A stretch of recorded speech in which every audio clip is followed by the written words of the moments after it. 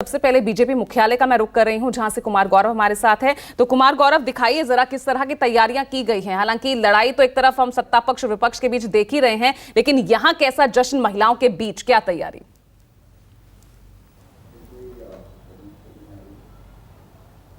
देखिए, महिलाओं के बीच भारी जश्न की तैयारी है बीजेपी मुख्यालय में। मैं अपने कैमरामैन से कहूँगा कि आपको लॉन्ग शॉट एक अगर वो दिखा पाएँ। सामने पूरी तैयारी है। 55 महिला सांसद जो बीजेपी की हैं, दोनों सदनों की, वो यहाँ पे पहुँची हैं। और जाहिर सी बात है कि प्रधानमंत्री नरेंद्र मोदी 11 बजे के आसपास यहाँ पे पहुँचेंगे और तमाम दिल्ली के आसपास के तमाम इलाकों से महिलाओं को बुलाया गया है और प्रधानमंत्री के स्वागत की तैयारी है। लेकिन सबसे खास बात जो एक ओबीसी को लेकर चल रही थी, इसी कार्यक्रम के दौरान भी जब पूछा गया, महिला सांसदों से भी मैंने पूछा कि महिलाओं को आरक्षण मिला, उसमें SC ST आरक्षण भी है, लेकिन ओबीसी महिलाओं को आरक्षण नहीं है। जाहिर तौर पे बीजेपी के हिसाब से अगर लहजे से अगर आप देखेंगे तो एक समस्या ज़रूर है बीजेपी के सामने, चूँकि दबाव बहुत बड़ा है और ओबीसी एक खास वोटर आधारित पैटर्न है और उसका दबदबा है ओबीसी कास्ट का। 1931 में जो ओबीसी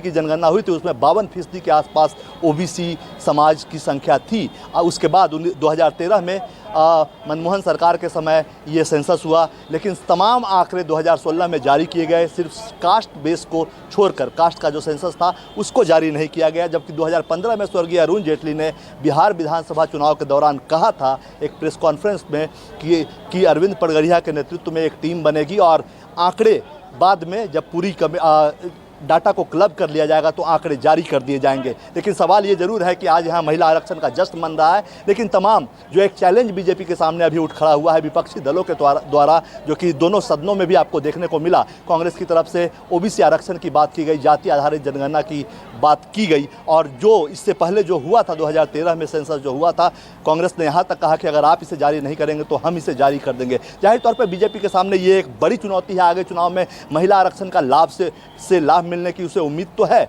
लेकिन अगर ओबीसी के मामले पे वो पीछे हटते हैं या डेटा जारी करती है तो ऐसी स्थिति में उसे भारी दबाव का सामना करना पड़ेगा। क्योंकि पिछले 10 साल का ट्रेंड है कि 2009 में जहां बीजेपी को 22% ओबीसी वोट मिले थे, 2019 में वो 44% मिले, जबकि रीजनल पार्टीज को जो 2009 में 42% वोट मिले थे ओबीसी के, वो अब जो पिछला चुनाव हुआ था 19 में, उसमें सिर्फ 22% वोट मिले। ओबीसी खासकर जो कास्ट वर्ग है उसका उनके बीच में जो क्षेत्रीय दल हैं उनकी पकड़ ज़्यादा बेहतर है, और इसलिए आपने देखा होगा पूरी इंडिया गठबंधन ने सरकार पे इस चीज़ को लेकर दबाव बनाने का प्रयास किया था। आंकड़े अगर सामने आते हैं तो जाहिर तौर पे अभी जो आरक्षण 27% है वो उस हिसाब से अगर देंगे तो वो आंकड़े काफ़ी ज़्यादा बढ़ेंगे और क्षेत्रीय दलों के द्वारा एक पावर पॉलिटिक्स आप कह सकती हैं कि सरकार पे होगा कि जितना ओबीसी की संख्या है उस आधार पे उनको रिजर्वेशन दिया जाए। ऐसी स्थिति में अगर ये होता है तो मंडल 2 वाली स्थिति,